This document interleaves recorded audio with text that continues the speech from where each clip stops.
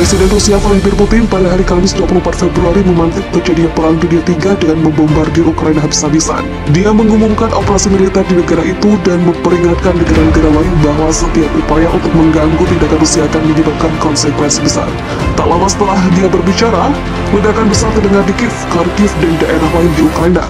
Video menunjukkan tembakan artileri berat dan apa yang tampak seperti serangan rudal.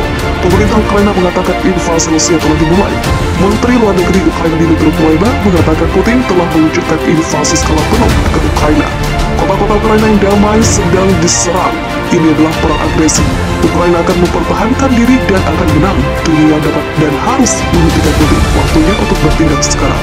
Putin mengatakan serangan itu diperlukan untuk melindungi warga sipil di Ukraina Timur, sebuah klaim yang telah diprediksi Amerika Serikat akan dia buat secara salah untuk membenarkan sebuah invasi.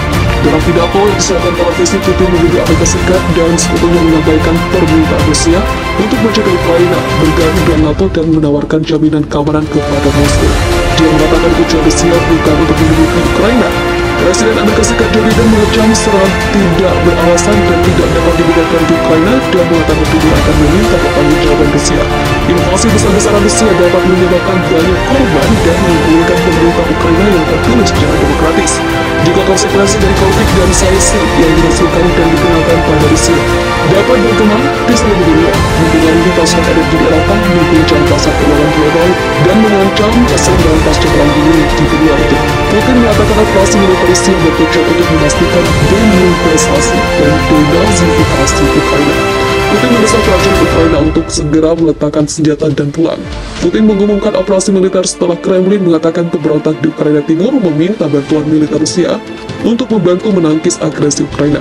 Pengumuman itu segera memicu kekhawatiran bahwa Moskow menawarkan dalih untuk perang seperti yang telah diperingatkan oleh Barat. Tidak lama kemudian, Presiden Ukraina menolak klaim Moskow bahwa negaranya merupakan ancaman bagi Rusia dan mengatakan invasi Rusia akan menelan puluhan ribu nyawa. Rakyat Ukraina dan pemerintah Ukraina menginginkan perdamaian, kata Presiden Volodymyr Zelensky dalam pidato semalam yang emosional.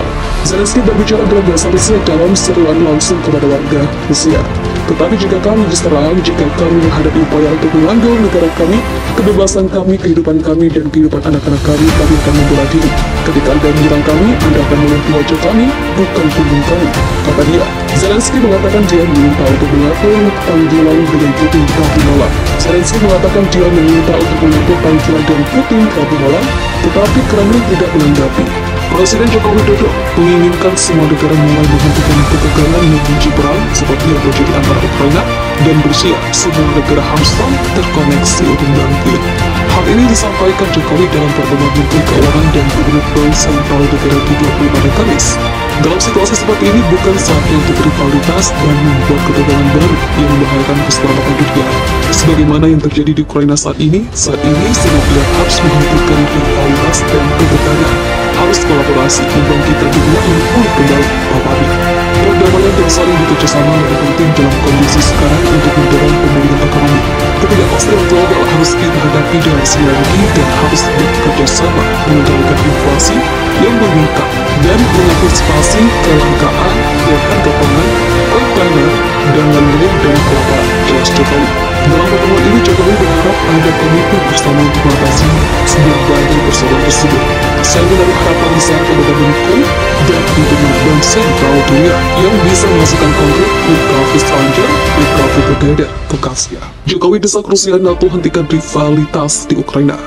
Saat membuka pertemuan tahun IMF World Bank di Bali pada 2018, Presiden Joko Widodo melontarkan pernyataan "Winter is coming" untuk menggambarkan banyaknya masalah perekonomian dunia. Kala itu Jokowi menuai pujian dari para delegasi karena pidato yang menganalogikan keadaan ekonomi dunia dengan serial Game of Thrones tersebut. Kemarin 17 Februari, Jokowi menegaskan bahwa tantangan itu datang dengan adanya pandemi COVID-19. Sebagaimana saya katakan pada IMF World Bank tahun 2018, the winter is coming, dan saat ini winter yang berat benar-benar datang. Pandemi belum berakhir dan ekonomi dunia masih berguncang. Tuturnya, hal itu yang dia sampaikan saat pembukaan pertemuan pertama para Menteri Keuangan dari Gubernur Bank Sentral G20, yakni The Satu Financial Minister dan Central Bank Commercial Meeting G20. Dalam situasi yang berat seperti saat ini, Presiden mengimbau semua negara untuk bahu-membahu mendorong pemulihan. Menurut dia, Tidak ada negara yang bisa bangkit sendiri, semua negara harus saling terkoneksi, tidak ada dalam instalasi. Itu juga selaras dengan tema G20, Recovery Together, Recover Stronger. Melihat pandemi COVID-19 saat ini, arsitektur kesehatan global harus diperkuat, sekaligus memfasilitasi transisi energi menuju ekonomi hijau. Jokowi juga menyebut pemulihan global yang merata. Selain itu, mantan gubernur DKI tersebut meminta agar rivalitas yang membahayakan dunia dihentikan. Dia menyinggung ketegangan yang terjadi di Ukraina.